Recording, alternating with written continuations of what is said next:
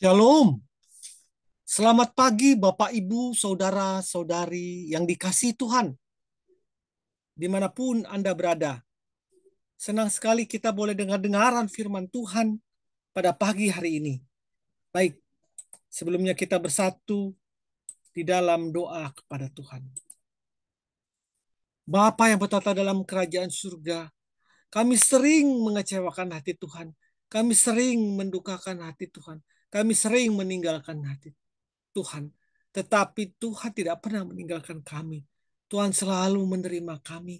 Tuhan selalu rindu akan kami kembali dengan sadar bahwa kami perlu Tuhan. Terima kasih Bapa untuk pengampunanmu, untuk Engkau selalu menerima kami dalam hidup ini. Untuk itu Bapa, kami mau menyerahkan kehidupan kami di hari ini ke dalam tangan Tuhan. Beracara Engkau seluas-luasnya dalam hati kami. Kami siap untuk mendengarkan firman-Mu. Dalam nama Tuhan Yesus kami berdoa. Amin.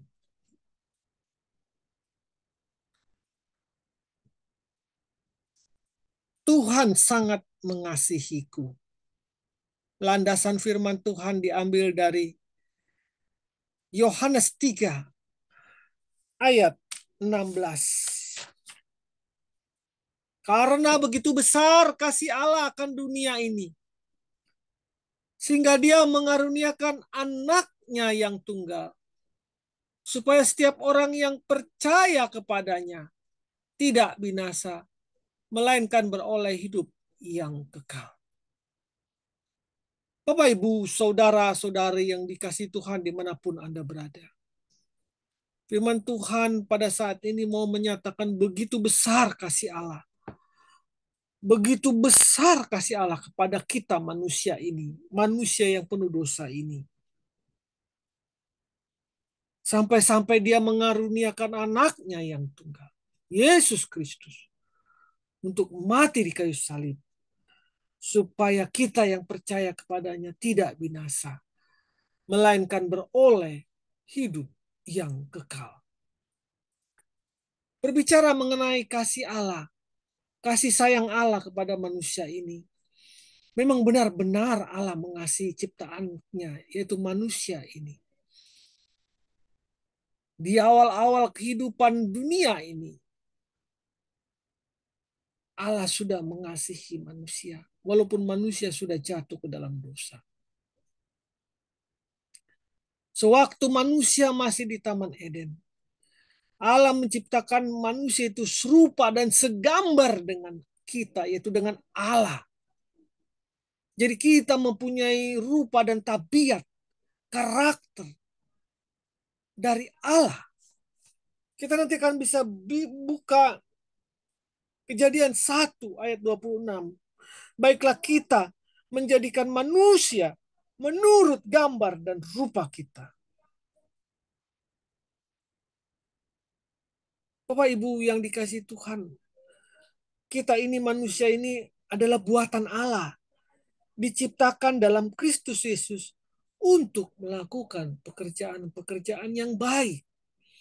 Jadi jangan merasa sendirian dalam hidup ini.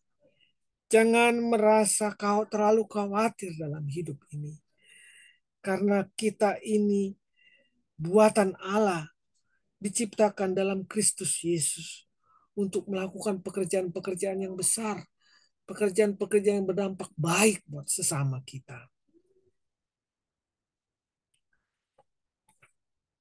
Bapak Ibu yang dikasihi Tuhan, menjelang atau menyongsong tahun baru tahun 2023 ini, mungkin kita sudah mendengar bahwa akan banyak kesulitan karena kita memasuki resesi globalisasi dunia ini, resesi ekonomi global, termasuk juga di dalam kehidupan sehari-hari kita.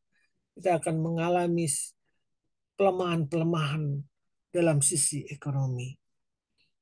Tetapi ramalan tersebut atau estimasi tersebut, kita sebagai anak-anak Tuhan,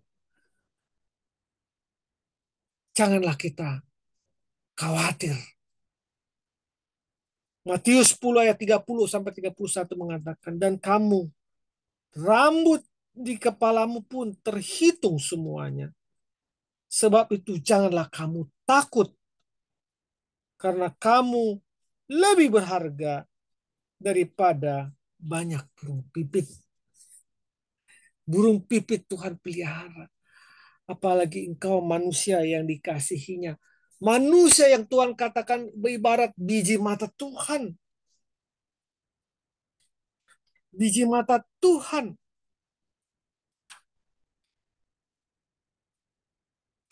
Dikatakan di dalam Zakaria 2 ayat 8. Sebab siapa yang menjamah kamu berarti menjamah biji matanya. Tuhan tidak akan tinggal diam. Dia akan menjagamu.